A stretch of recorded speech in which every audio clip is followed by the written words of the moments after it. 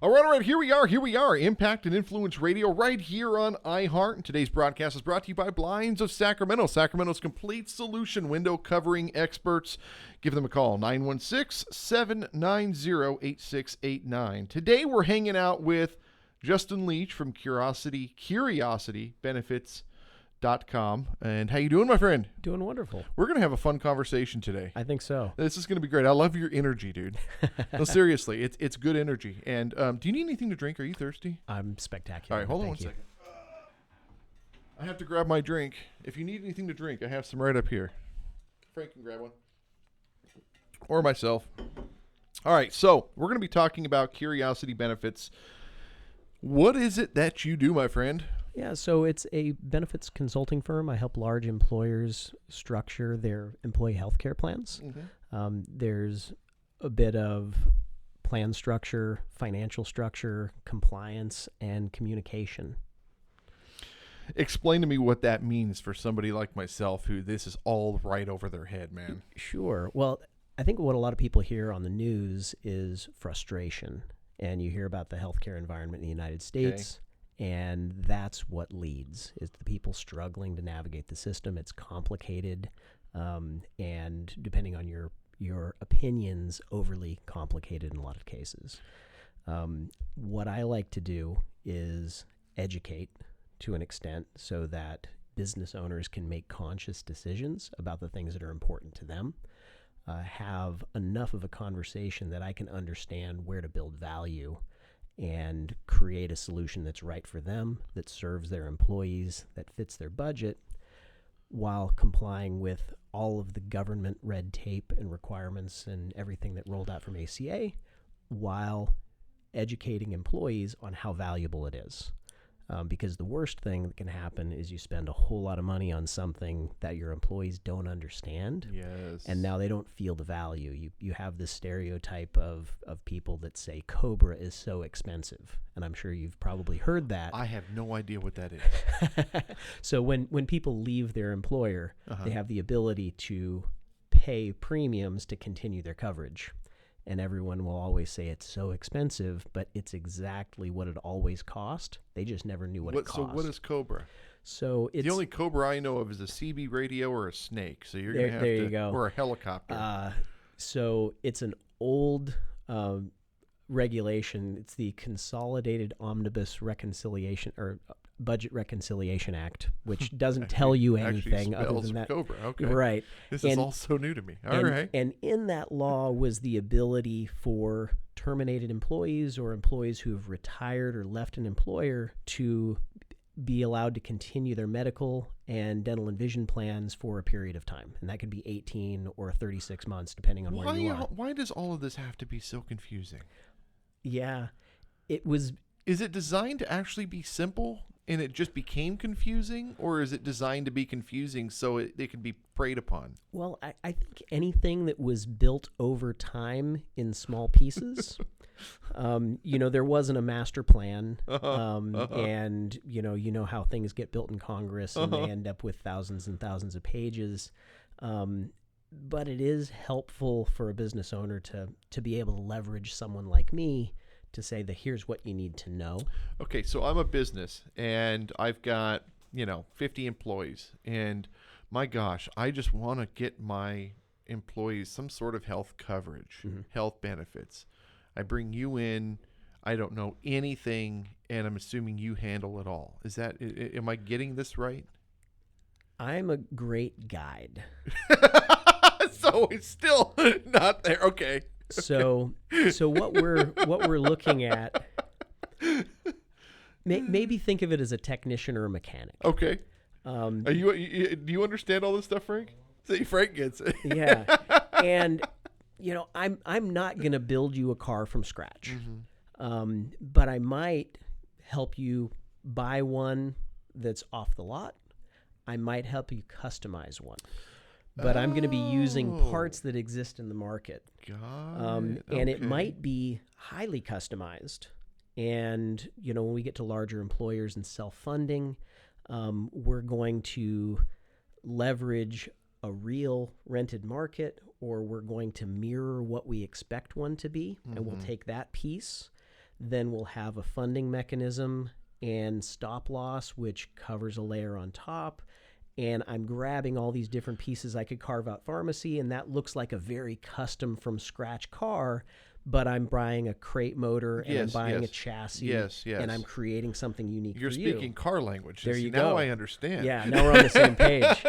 Wow. Okay, so or like your 50 employee company example, their car is going to look very much like what you would see on Chevy's website.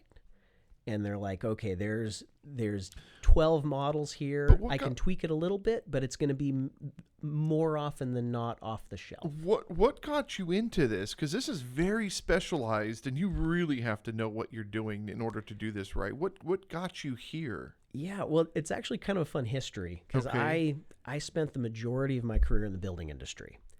And growing up, my family ran an interior design firm that did residential new construction and, floorings, countertops, builder options. That's his history. That's what he knows. Yeah. And I worked my way through college doing that, doing takeoffs for new projects.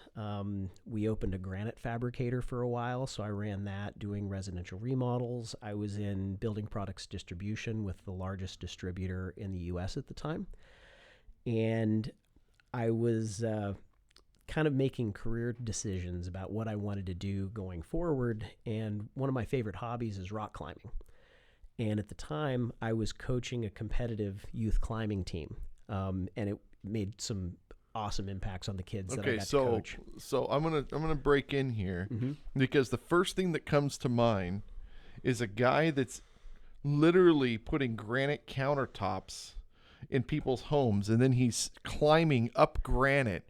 Now, was there ever a point in your mind when you're climbing into this thing and you're hammering the thing in so you can rappel, and you're looking at this and you're like, this is actually a really good piece of rock right here. This would be great inside this guy's house that I'm working on. Yeah. Did that ever cross your mind? I'm definitely a geek for rocks. Yeah. I start looking at geology, and when my days and my evenings were about rocks, I'm like, did you collect rocks as a kid? I have a couple that hung around, but I have a meteorite. Does that count? Those I hear those are valuable. I have a real meteorite. Yeah. Did you find it, or did it find you? No, it has all the papers. It has all the papers, and it has the story, and I paid a little bit of money for it. It's only this big, and it still costs quite a bit of money. Yeah.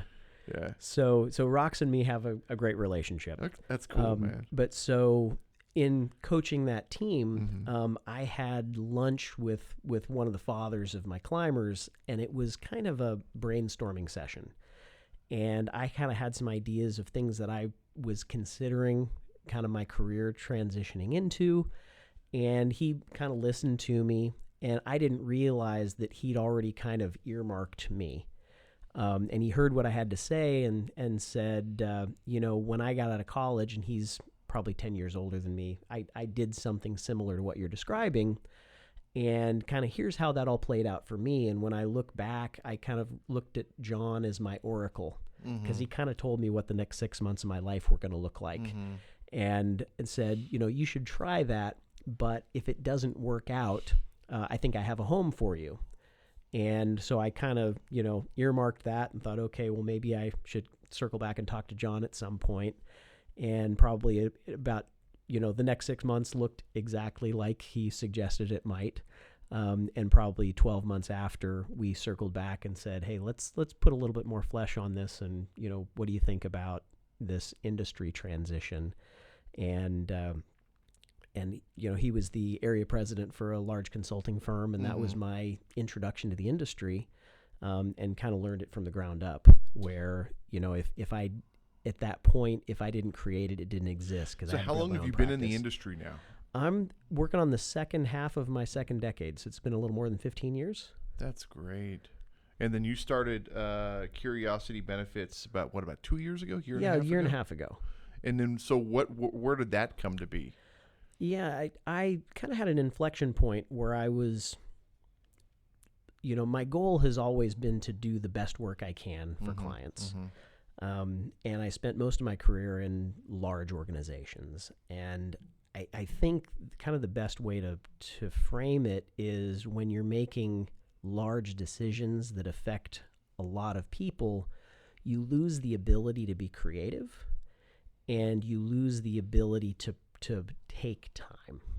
And so, I kind of saw that barriers were being put up that didn't make sense on a micro level, but were probably a necessity on a gigantic scale, and that service teams were being strained to where they didn't have the ability to ask a question anymore.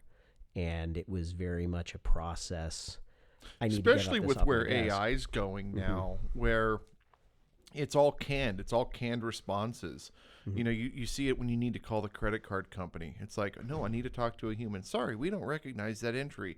I need to talk to a human. I have a very specific question, but I have to get through this robot first. Right. And I'm assuming that your industry is no different. Yeah, and the robots are great for repetitive answers. Thinking of my industry, it's how do I get a replacement ID card, or does my dental plan cover orthodontia? Yeah. And they will answer those questions. I need to go see an eye doctor, and what offices take my coverage? Yeah, but when the questions are non-standard, I always wanted to make sure that my clients were aware that there was a second level of problem solving. And I haven't heard this question before. It's not in the guidebook. Nobody's addressed this. Yeah, but see, that's your advantage. We were talking before we got started about the man, the money, or the machine. And, I always use the car analogy. You go to a car dealership and, you love the car, you love the price, but the salesman just isn't quite a good fit for you. You're either going to try to find another salesman, or you're going to go to a different car dealership. If you don't like the sales guy, chances are you're not going to buy that product. And that's where you're coming in is you're being that person. You're the man, the money, or the machine. You're the man, right? Now, in terms of pricing structure, are you cheaper, or are you the same price as the competitor, or can you shop it so you can meet the demand of what the consumer is looking for? Yeah, I think there's a multi-pronged explanation to that. That there tends to be an industry compensation commission that's built into plans. And so we don't typically use that as our primary cost-saving measure, because I also know that I need to have resources in order to do the services that I need to do. But I like approaching it from where can I build the most value. I know that we can go out and find you something cheaper. We can carve out network, we can increase deductibles, we can take a lot of things away to make it cheaper, but is it the right fit? And does the business and the employees see the value in it? Because that's really, we're trying to help you spend your dollars the best way possible. And so that's looking at structure. So my wife works for the state of California. We apparently have really good benefits. I have no idea if that's good or not. I have no clue. I just know that when I go to the doctor, it's like a $5 copay. When I need medicine, it's like $15. That's all I know. But my wife complains that, oh my God, they took $600 out of my check. Does the state of California really have good coverage? Is it really good stuff, or is it just run-of-the-mill, same old stuff? Yeah, I think generally they have rich plans. You're probably thinking about the CalPERS platform. Maybe. And a lot of state employers leverage that, and that's what it's there for.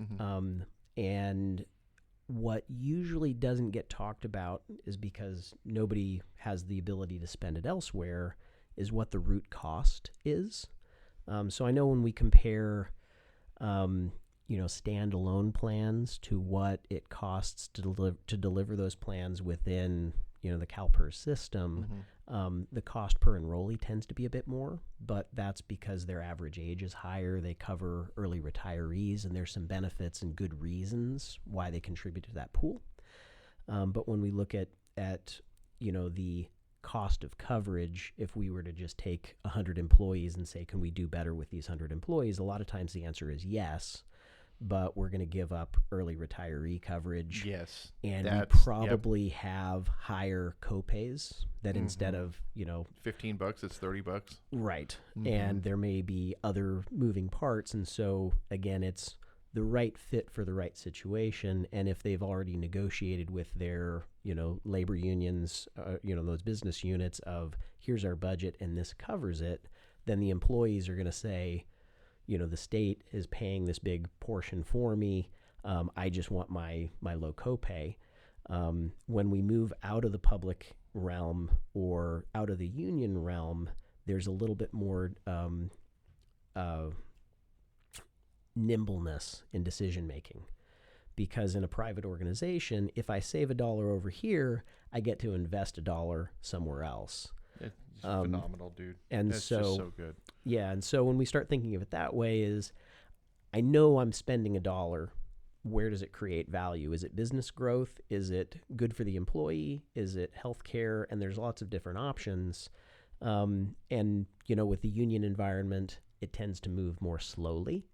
I've with some of the public entities that I've worked with, there's a separation of thought that doesn't quite make sense to the usual private business owner. Because they'll be thinking, I'm exactly on budget and my business unit is doing what it's supposed to do. But, while you're having that conversation, you also hear on the news that there are millions and millions of a deficit because they're overspending their budget. But, yes. But the benefits platform is totally spot on. And, as a business owner, you would look at that holistically. But from the public side, each of those pieces are different. It's still so over my head, though. I'm glad I don't have to deal with that stuff. Now, different types of products. What products do you provide? Yeah, I'm assuming there's a dental, there's an eye, and then there's standard medical, right? Or am I wrong? The core of what I do is around medical coverage. Okay. And we have ancillary benefits, which are dental, vision, life, disability. There are also certain things like, pet insurance that's been popular, or worksite benefits. And there's pet insurance? There is. I just nodded. I got to ask my wife, do we have pet insurance? Yeah, well, and the funny thing is, I'm all excited all of a sudden. Hold on a minute. Tell me about this. We look at medical is the most important because you're screw dental. I don't need teeth. I need a dog. Yeah. But if I go down the priority list, if you have a medical issue, everything else turns off, and so that's usually priority number one. It isn't thought of as much, but income protection, like your disability coverage, because if I can't earn a paycheck, that's a big issue, and it's not that expensive, but it's a big deal when you need it. Pet insurance is, pun intended, maybe the warm and fuzzy coverage. But it's the one that people aren't really thinking about. Yeah, well, and they, some folks, their pets are their furry children. My wife and I don't have kids. We're not kid people. We're pet people. You're pet people. Yes, he's pet people as well. Yeah, and we're all dog people. And he would bring the dog to work every day if he could.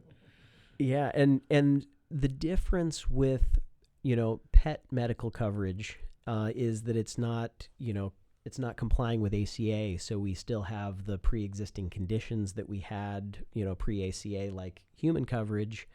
And so to be able to have a young and healthy pet and get a medical plan so that, when they do need an expensive treatment, that, the pet insurance can pay a majority of that cost, and it makes it more attainable. So you don't have to think, well, I'm actually come up with $5,000. No joke. When we're done here, I'm literally going to send my wife a text message, say, "Do we have pet coverage? And if we don't, then what's it take?" Like, honestly. Yeah, it's it can be done on a group basis. Mm-hmm. So we do it. It usually makes underwriting simpler when it's attached to your employer. Usually the plans are a little bit better and the rates are better. I'll have Newsom call you. But we do have carriers that'll do on an individual basis, and so it's think back to pre-ACA where they're going to ask you your age, your well, they didn't ask humans or breed, but they will ask you about your dog. What breed are you? Yeah, that was never okay. They call that race now. Right.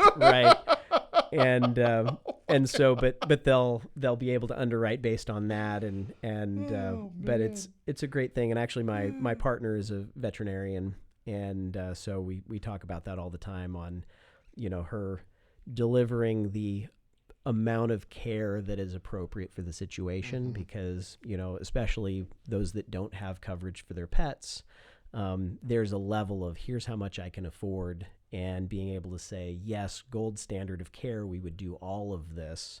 But back to the car analogy is you need brakes soon, but maybe not right now. I'm more looking at it like it's gap insurance in a sense. You might not need it, but you should probably have it. Types of clients. What type of clients are you looking for? Yeah, I think the core of who I work with are large employers, couple hundred employees and up. Okay. Also multi-state. For me, the more complex the puzzle gets, the more fun it is, because I have more tools that I can leverage and be creative and make a difference. Rocks. There you go. And on the small employer side, like we talked about, there are some off-the-shelf solutions that are very easy to put together.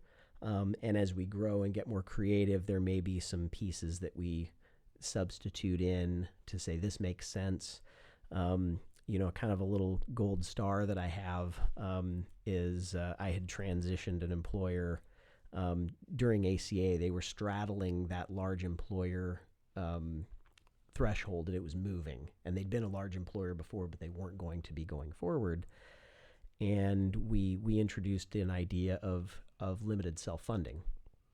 And so instead of, you're probably familiar with, I pay an insurance premium, and it does what it's supposed to do. And if I don't use it, they just keep my money. Yeah.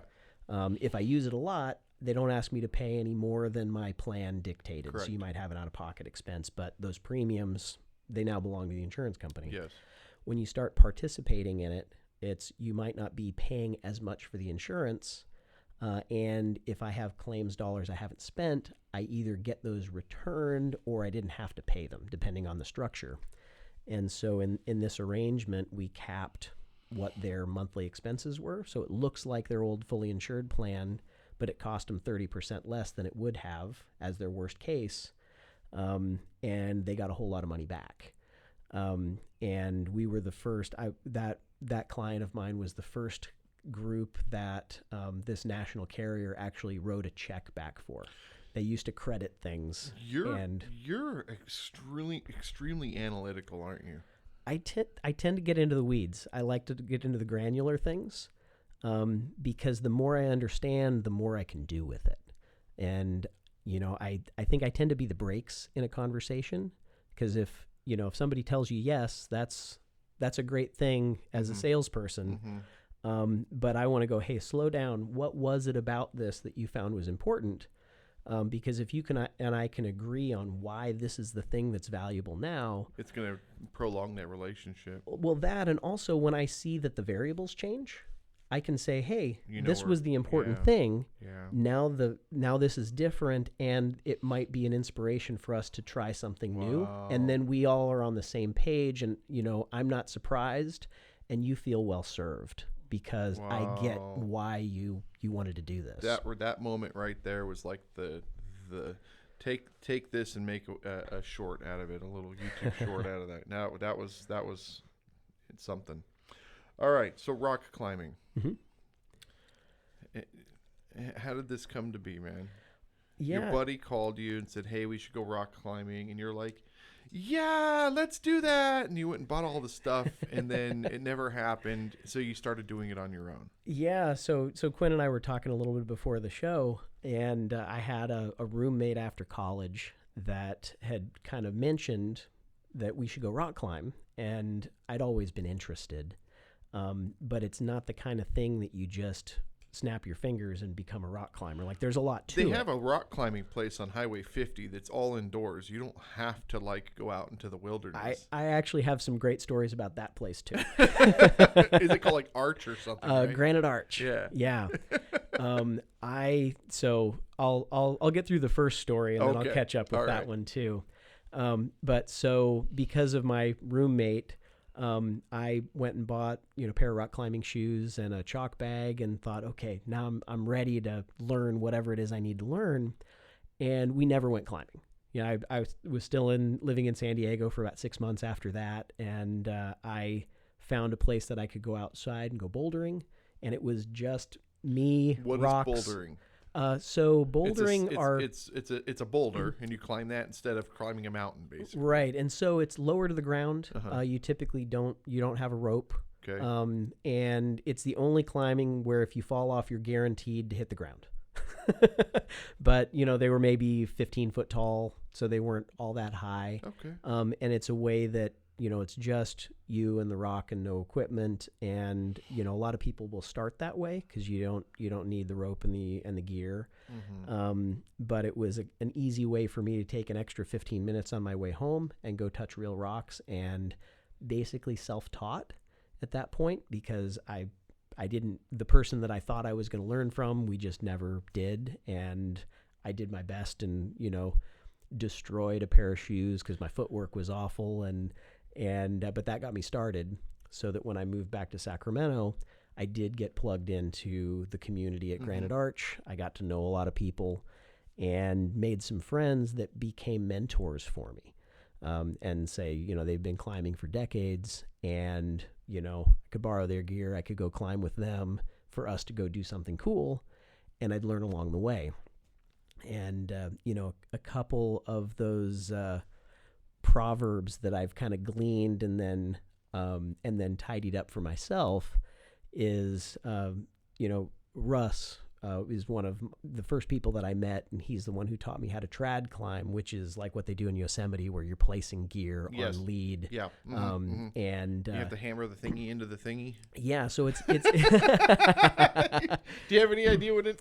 You see, you don't know either. He can look at me and shake his head, but he still doesn't know either. So we don't typically use pitons anymore. That's what you're thinking of, is the hammer and the nail in the old style. Yeah, the like a chisel type right. thing. And so we'll use clean gear that is able to either slide into constrictions, or it might have a mechanism, like what they call a cam. Seen that. Yes. And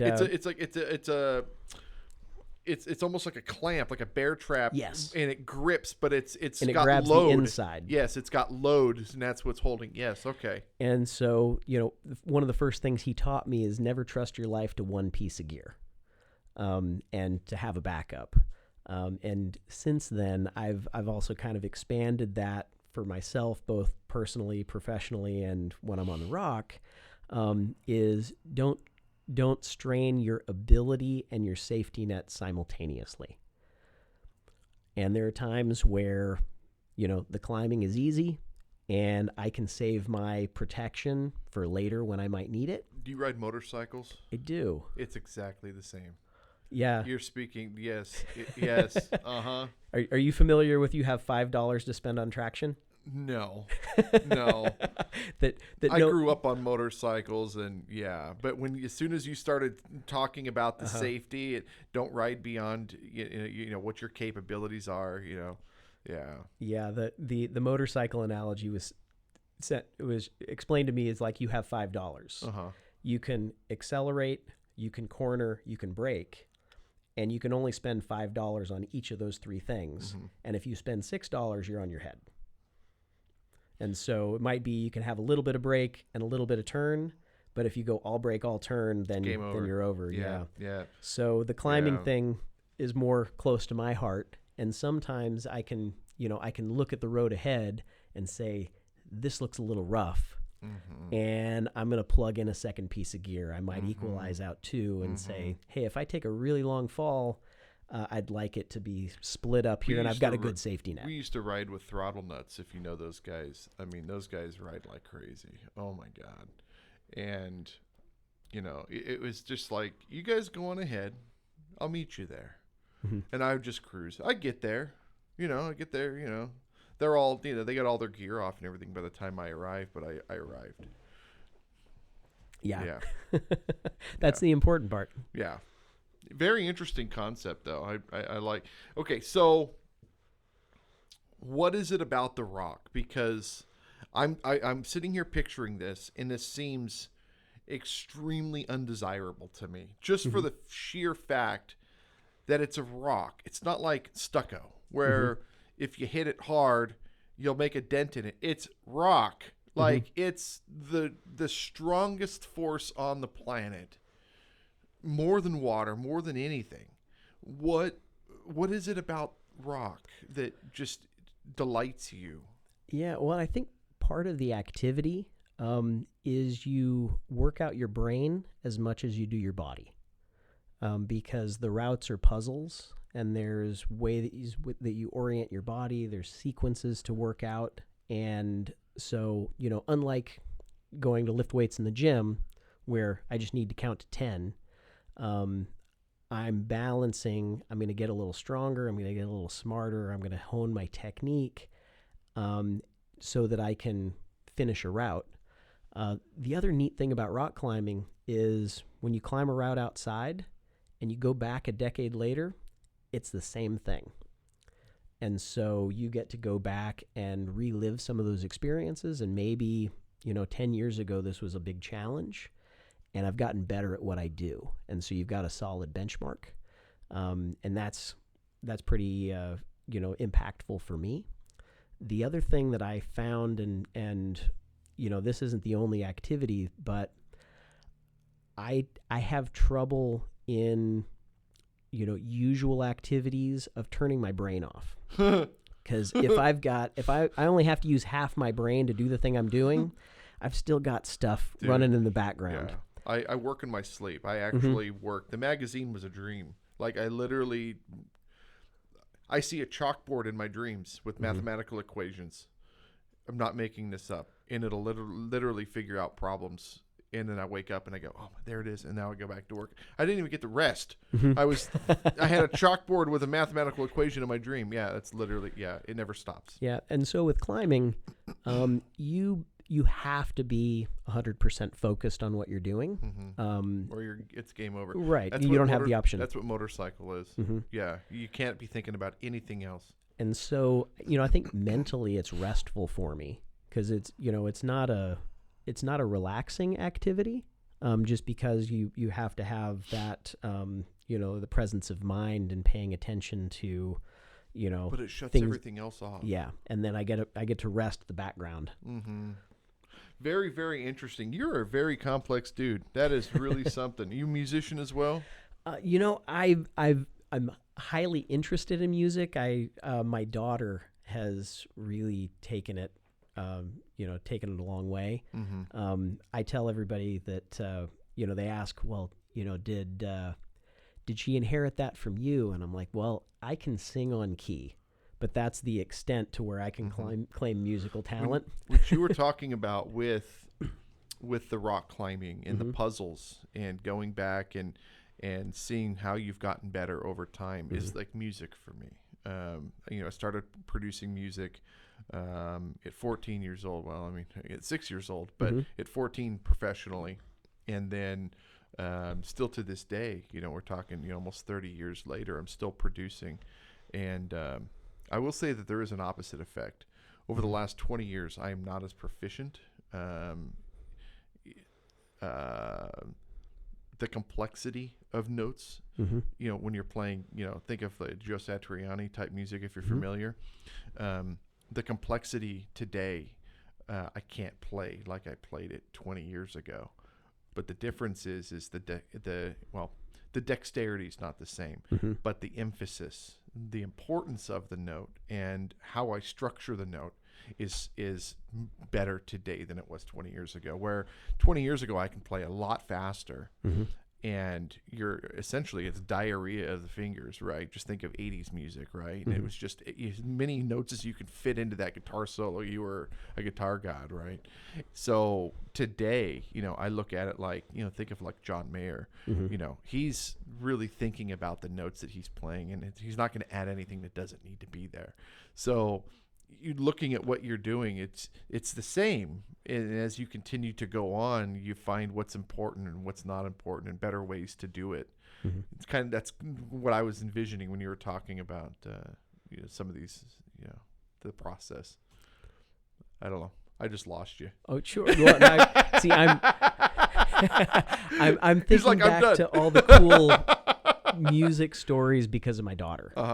And I'll go ahead and tell what's on my mind. So I've got 3 kids, 19, 16, or I guess actually just turned 17 and 11. And my middle daughter, she was destined to be a middle child. My oldest would have been a great only child. But my middle daughter has always been very gregarious, and everybody on the planet was her friend. She would, at holidays, she would get up on the hearth and dance and do a little show for the family at the holidays, and that was always been her personality. And right a little after COVID, we got her plugged into a music program and was School of Rock, and I guess they have they're locations. wonderful. They have Yes. locations everywhere. Wonderful. I didn't really have expectations, but I'm like, she loves music. When she was about, I don't know, 6 or 7 years old, she had a discussion with her grandfather. What's she play? She plays bass, guitar. She's a vocalist. Dark brown hair? Depends on the day. She's naturally blonde, but she will change her hair color from time to time. I'm not even on mic now. Did they just do a concert at the Hair Center in Folsom? No, They didn't. They didn't do that concert. That was the Guardians of the Galaxy. So Because that was School of Rock, and it was just a bunch of kids. Okay, well, she the last year has stepped away from School of Rock, which kind of made sense for her to do some stuff on her own. But that very well could have been School of Rock. Maybe the Folsom location opened, I think, about 2 years ago. But with her starting that, it was kind of, I didn't know what to expect. But their mission is teaching kids music through performing rather than the other way around. It's their goal is I want to get these kids on stage and they learn how to play as a group, which was perfect for her, just how social she was. And she made this comment to me that it was kind of funny when I started to look at the landscape. Was she'd been through a bunch of these performance groups and she was part of their house band, and the director made a comment that it's great that all you guys get along because not all of my bands get along together. And this was like her 9th, performance group, and she had always gotten along swimmingly with everybody. No. That her? She definitely wasn't on that stage. Got it. If you look up Prior Ridge on, I believe it's _Prior Ridge on Instagram, they'll have some of their stuff up there. That was incredible. That School of Rock. Yeah. I had no idea that's the level of musicianship those kids had. It was unbelievable. Yeah. They had 50 kids on that stage. Yeah. So I think it's worth finishing that 100%. Keep going. The story about her and that group was she had always meshed with all the kids in all of those groups. And the idea that a band wouldn't get along for some reason had never crossed her mind. Now, you've been in music long enough that I'm sure you've seen I've had differences of opinions and people move on or whatever. But I kind of helped her realize that she ends up being the glue in most of the social situations she gets in, that she's, friendly and welcoming and inclusive.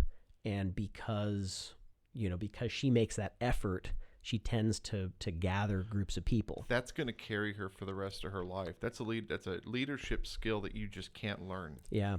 And so I started thinking back to social groups that I have, and I have a number of friends that I refer to as instigators, and they're the people who are constantly reaching out and getting me involved and attached to things. And a lot of times I would say, I got work or I got kids or some reason I can't be there, but always giving me the opportunity to show up, and I thought of her in relationship to those people, and I sent out a couple of thank yous to long-term friends of like, you've definitely been the glue in this group, and because of the effort that you make, we have this opportunity to spend time together, just as a reflection of what I was seeing in my daughter.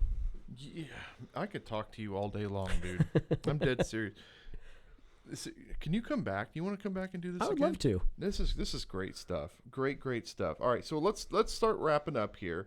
Let's touch, just in case somebody's missed out on the first half, real quick, what you do and the name of your company. Sure. Yeah. So I run a benefits consulting firm called Curiosity Benefits. You can find that at curiositybenefits.com. And we help large employers navigate the healthcare landscape and build value for their employees through medical plans and health benefits and the data flow for all of your HR systems. Justin, thank you so much, dude. Absolutely. Thank you so much for coming out here. I've learned so much. What I love about doing this is I'm always learning from you guys. Always learning. There's always something out there that I know nothing about. Now I have a much better understanding. And it's funny, I'm going to ask my wife. She's going to go, how do you know about that? Justin Leech, 916-827-0639. 916-827-0639. Thank you again for being here, man. Oh, it was a pleasure. Absolute pleasure, dude. Absolute pleasure. And thank you guys for listening. Impact and Influence Radio right here on iHeart. And we will see you next time. Bye-bye.